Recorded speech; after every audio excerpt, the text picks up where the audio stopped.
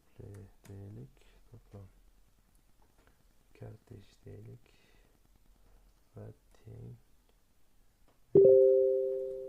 kortej bo'lgani uchun demak oddiy 5 nafasdan foydalansak bo'ladi. Demak 30. Endi bu yerda ko'rishimiz mumkin. Buni xuddi shunday qilib qaysi raqamda turganini print deymiz va my tube demak ichidan qaysi elementni olishimiz kerak? Masalan, birinchi element deymiz va ikkinchiga to'g'ri keladi. Demak, 1 deydigan bo'lsak, ishlatib ko'ramiz. Demak, qaysi element bizlarga chiqarib beradi? Demak, ikkinchi element bizlarga chiqarib berdi. Demak, o'sha holatda bizlar kortejlardan ham foydalanayotganini ko'rishimiz mumkin. Va keyinchalik yana set, ya'ni set deganda inglizchasi set bo'ladi, ya'ni o'zbekchasiga olsak to'plam deyishimiz mumkin. Ularni qanday ishlatsak bo'ladi?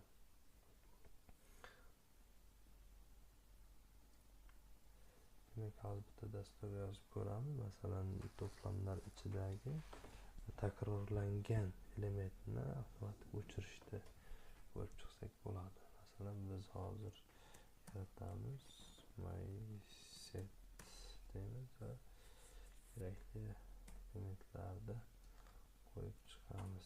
Federal house ichida 1 2 3 4 va 5. Burada 2 ta 4 qilaylik. Demak, takrorlangan elementlarni avtomatik o'chirib tashlash kerak bo'ladi yozgan kodimiz. Demak, print deymiz va ochilgan bo'lsa my setdan deymiz.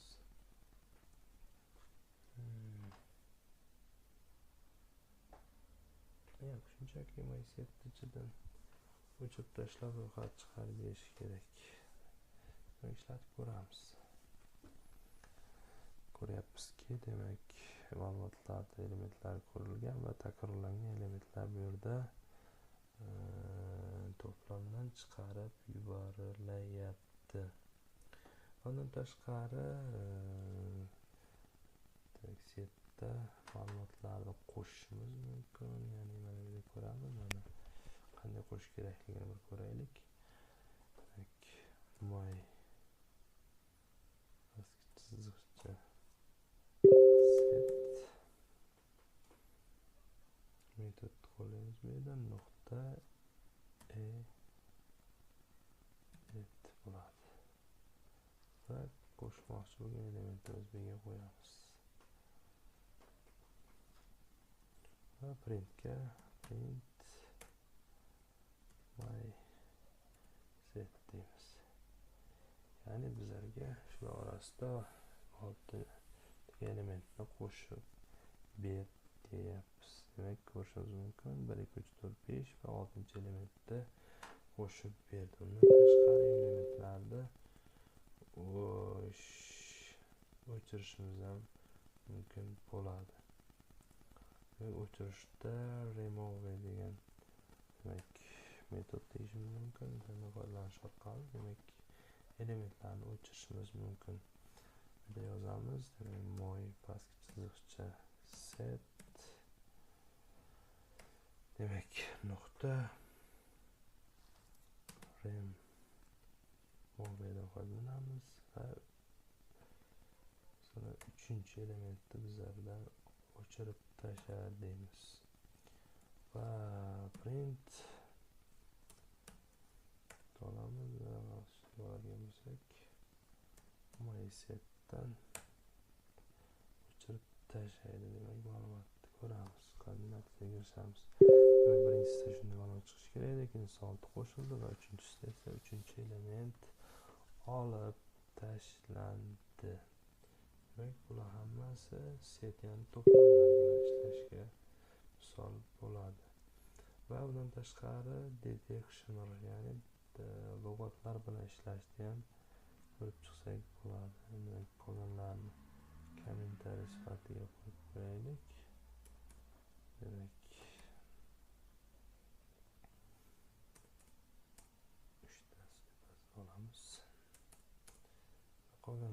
parametr sifatida qoladi.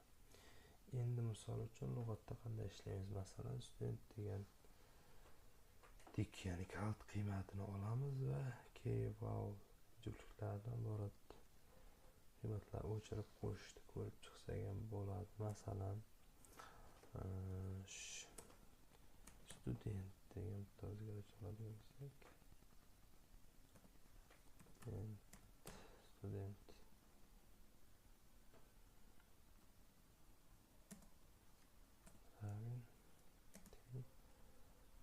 orqasidan foydalanamiz va pastga o'tamiz. Birinchisini yozamiz. Ism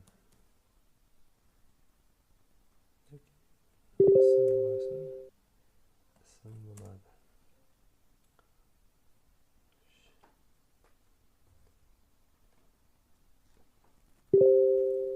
Qilaylik, demak ism ikkita nuqta va Ali.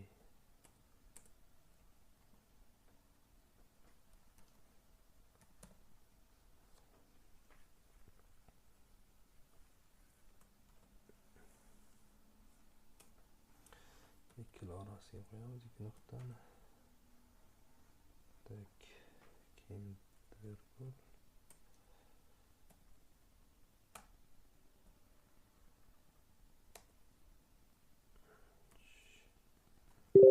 Yoshini kiritamiz masalan. Demak, yosh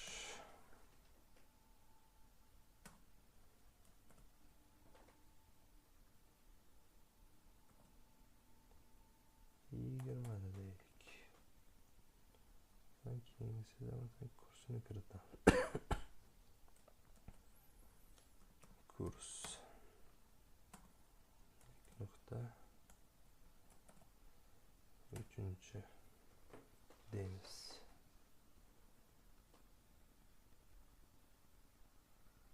Demak, yoki mana bularda shunday hisoblasak ham bo'ladi. Bu yerlarda demak virgul bilan davom ettirsak ham bo'ladi. Va davom etamiz.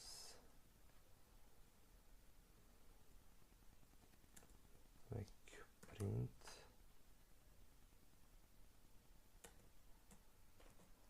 student deymiz. Student ichidan demak ismini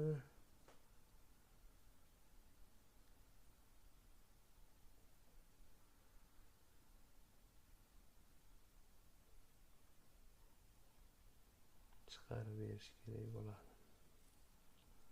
Masalan, student deylik.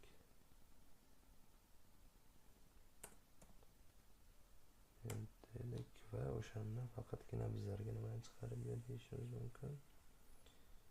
Ismni chiqarib ber deb aytishimiz mumkin. Masalan, hozircha olib yozishimiz mumkin.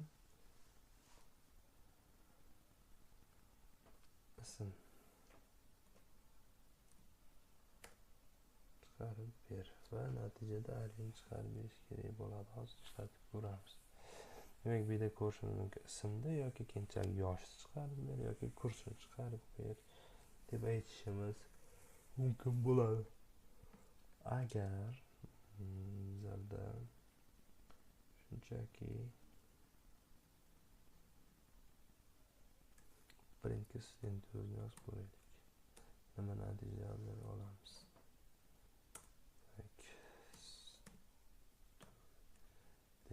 Va ishlatib ko'raylik. Buni ko'rishingiz mumkin. Bu yerda printda prosta studentdan ma'lumotlarni bizlarga chiqarib beradi. Bu endi qisqacha detectioner, ya'ni lug'at bilan ishlashni ko'rib chiqqan bo'lamiz. Endi qisqacha umuman olganda bular hammasi Pythonda ma'lumotlar strukturasiga ishlashga misol bo'ladi.